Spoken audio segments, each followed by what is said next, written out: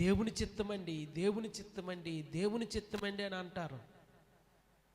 కానీ నిజముగా యథార్థముగా దేవుని మాట వినటానికి మనము ఇష్టపడుతూ ఉన్నామా?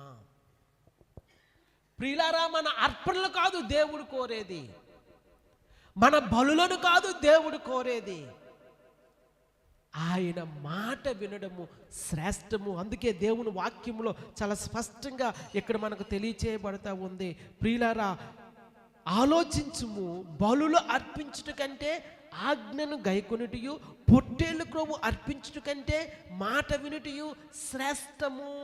ఆయన మాట వినాలి, మీరైనా నేనైనా.